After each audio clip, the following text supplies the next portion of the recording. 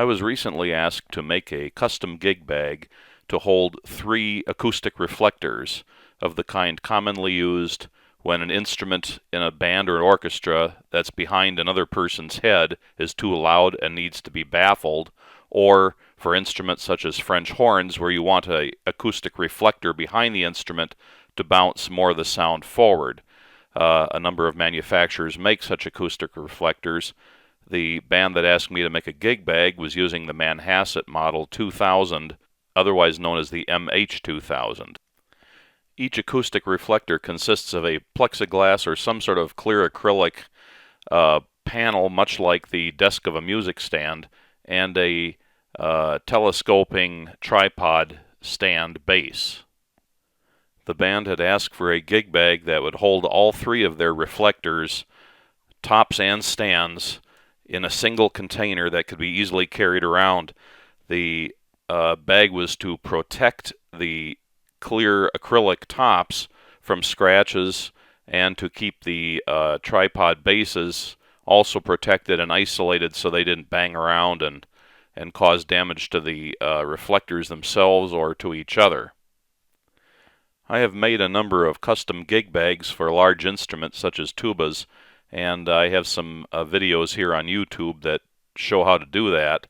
I decided to use a similar approach for this reflector gig bag and bought all the materials fairly inexpensively at the local Jo-Ann Fabric, consisting of some pre-quilted material to form envelopes for padding the reflectors, some black ripstop nylon fabric for the gig bag itself, some 1-inch and some 2-inch wide nylon web belting, various parachute buckles for the shoulder strap, and some Velcro.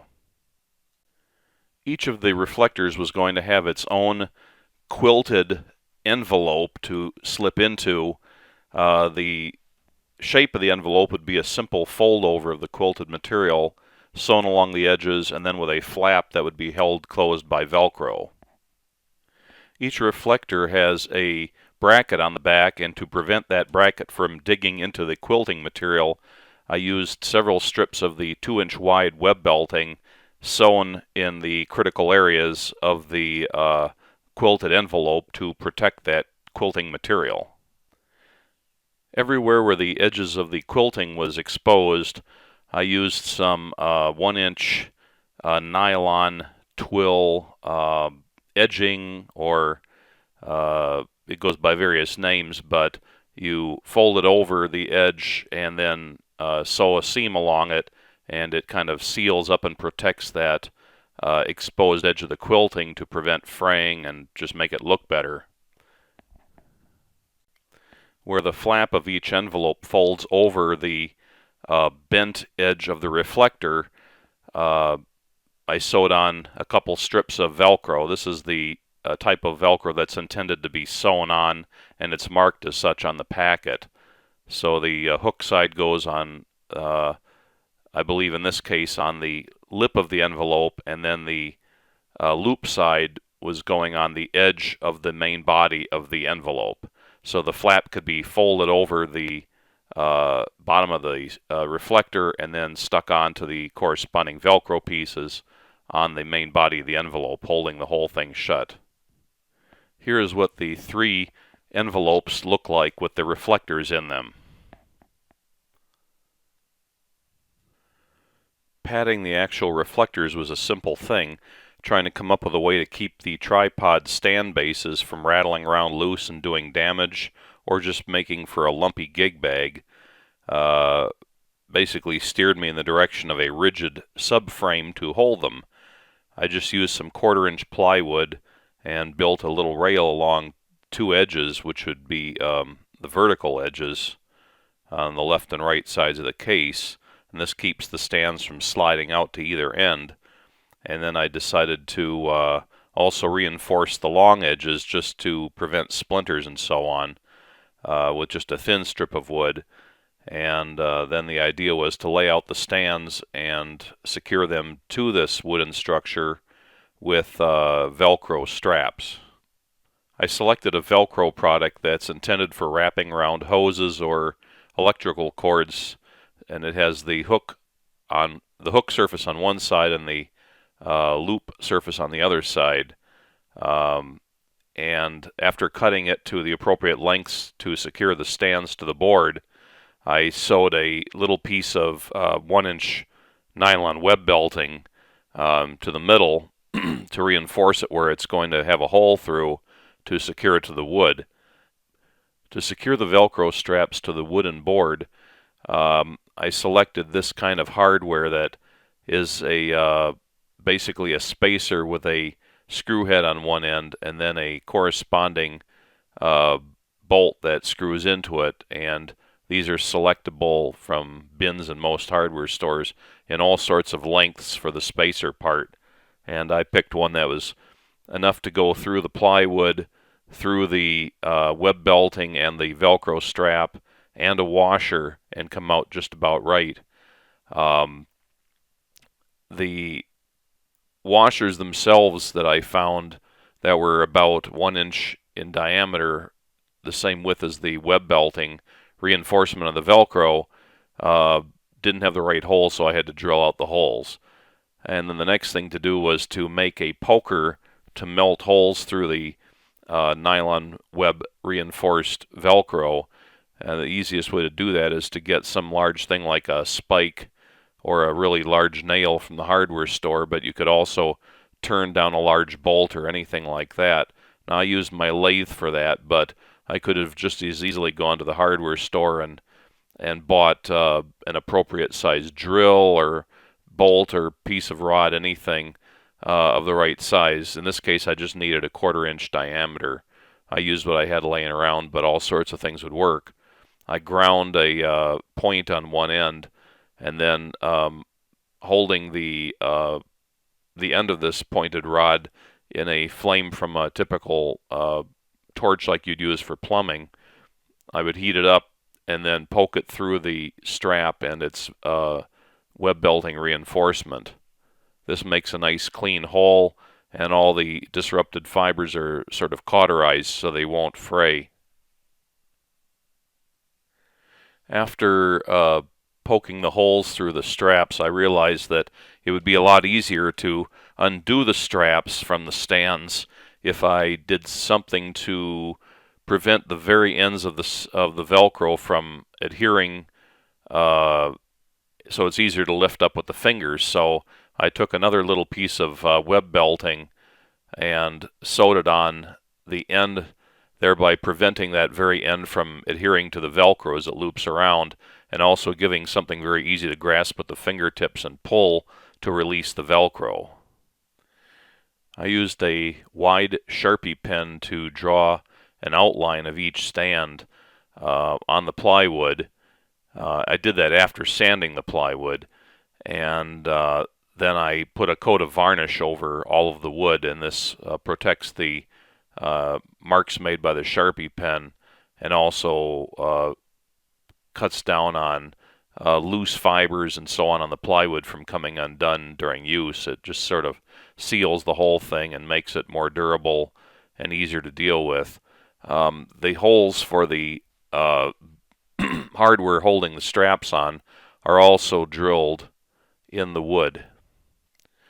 With the varnish dry, I attached the straps. I used the hardware and came up with the spacer part of it from the bottom of the board, with the spacer going through the hole in the wood, and then laid the hole in the Velcro strap over that, and then placed my drilled out washer on top, and then finally the screw head to secure the whole thing. I had arranged for the strap on the head of the stand to be arranged so that it lined up with some indentations in the bracket. That just makes the strap a little more secure, but if you've got a different type of stand that doesn't have that, it doesn't matter too much. There's a series of photos here that just show some of the details of how the strapping worked out, and you can see how that little piece of web belting at the end of the strap prevents it from adhering to the wraparound Velcro and makes a nice little tab to grab onto and lift the Velcro up. I put one strap at the head, one strap down at the tripod base, and a third strap right in the middle of the stand.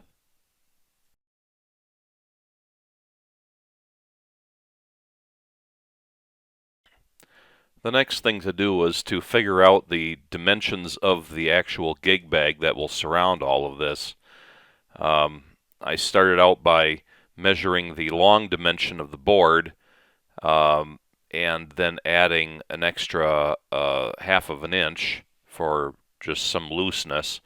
And then I stacked the 3 padded reflectors on top of the board.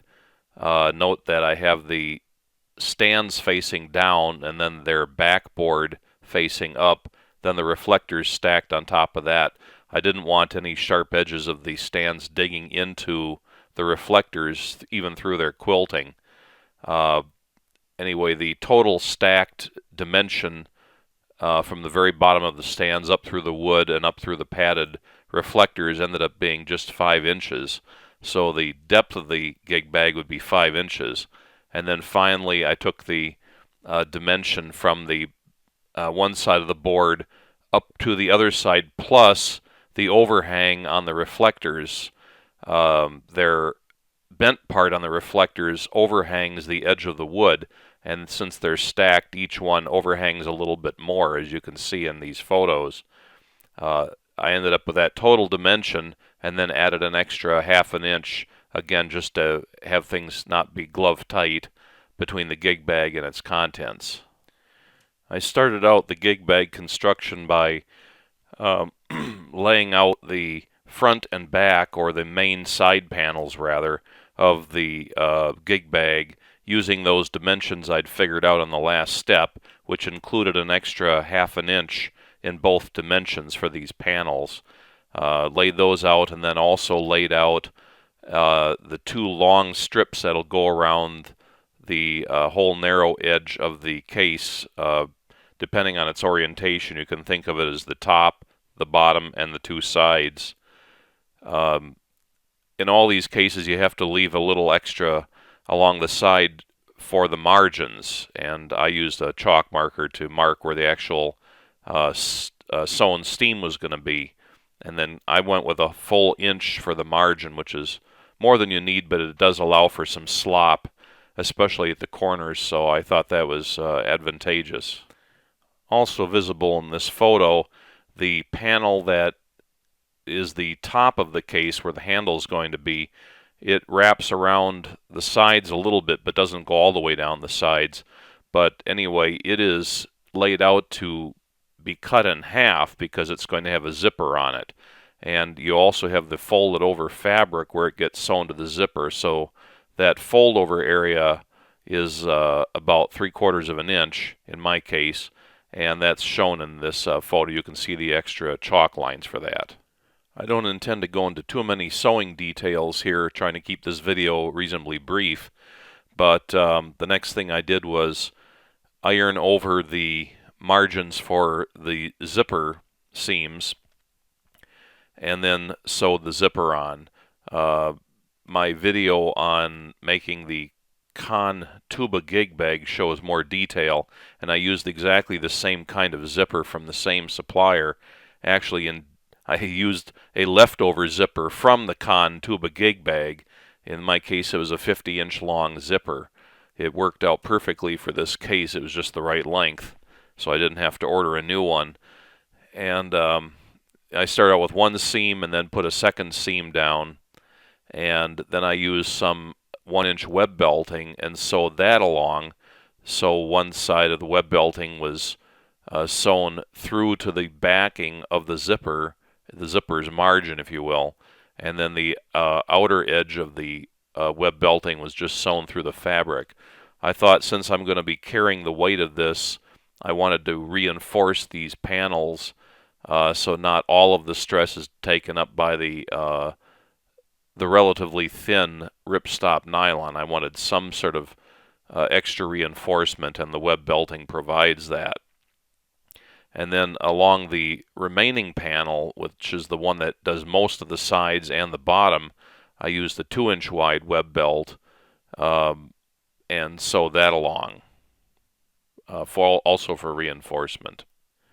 Just in case it wasn't implicitly clear from the earlier steps, the way I determined how long the top panel should be versus the longer panel that makes up the bottom and most of the two sides was that the shorter panel, the top panel, is dictated by the length of the zipper.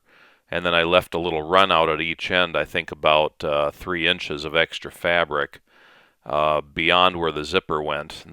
And then the long panel for the bottom and the sides was whatever extra distance was required to go all the way around the case, plus, again, about a 3-inch extra to overlap with the top part. I wasn't sure exactly how they'd come together once everything was sewn up, so I left a little slop. It could always be cut off later before the final stitches were put in. Anyway, right where, just below the ends of the zipper on the sides of the case, is where I want my shoulder strap to attach. So I made a piece of 2-inch web belt to sew along the seam, and then put a loop of 2-inch web belt through a 2-inch parachute buckle and sew that to these cross pieces as shown in this photo. Realizing that when sewing up a fabric box like this gig bag is essentially going to be, it's really hard to sew an absolutely square corner on fabric. You might be able to do it by hand, but trying to do it with a machine is just about impossible. It helps immensely to have somewhat rounded corners, and you can see here on the chalk mark that I've added that. And then I also had to cut around the outer corner, the outer fabric margin, with a larger radius circle that corresponded to this first chalk line. Now comes the tricky part, sewing the whole thing together. I had to make chalk lines at the center of the length of the long strips for the top, bottom, and sides, and then also make chalk lines to show the center line of the long sides of the large fabric pieces. And then I started by sewing the top panel, or whatever you want to call one of the large sides, to the long strips, both the one with the zipper and the longer one that makes up the bottom and sides. And remember when doing this that you have to sew this whole construction with the bag turned inside out. So make sure the chalk marks are on the appropriate side of the fabric. You do all the sewing with the bag inside out and then turn it right side out before putting on the finishing touches. So all these photos here show the bag inside out. I didn't sew the long edges all the way to their ends. I stopped a few inches short, especially on the longer one. I left even more unsewn. I basically just went around the corners and a couple inches beyond that and left the rest for later. This allows for final fitting once the whole case comes together, because again, you're not sure until you finish sewing around most of the way exactly how those extra overlaid parts on the long sides are going to line up with each other, so those have to be done at the end. This photo here shows the bag temporarily turned right side out, and you can see the kind of flaps on the left and right, which are the unsewn ends of the long bottom piece. The bag is sewn up enough at this point that even with the sides still unsewn, I could test fit the contents and to make sure before going any further that there weren't some major dimensional problems.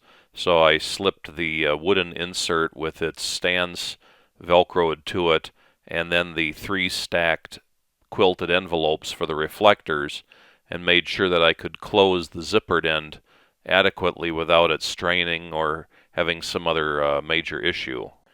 To help illustrate how the rest of the case comes together, I made this little sketch.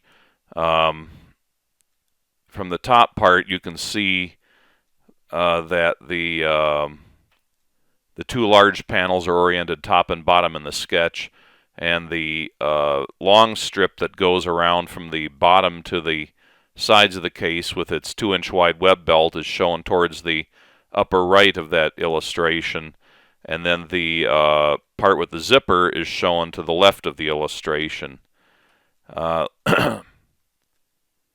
And the little side panel of 2-inch web belting that holds the shoulder strap buckle is shown with the buckle itself being a black rectangle. Then I sketched a detail showing how the overlap occurs between the one strip and the other strip, and then the piece of 2-inch web belting that holds the buckle. They all three overlap right below the zipper, and on mine I put the longer strip, which has the bottom of the case going towards the inside, and then the shorter strip with the zipper coming in on top of that, and then finally the short piece of web belting for the buckle being on the outside of both those layers.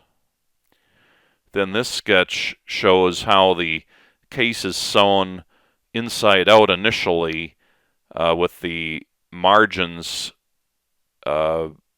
fanning out, as you can see here, and then sewn where the margins join, and then the whole bag is turned right side out, so now those margins are tucked to the inside of the bag. Expanding on that detail, here is a little more elaborate version of it, showing again the large panel and the side panel sewn together with the margins towards the outside. This is with the case inside out. And then in between those two layers is the piece of 2-inch web belting, which in turn holds the short piece of belting going to the buckle.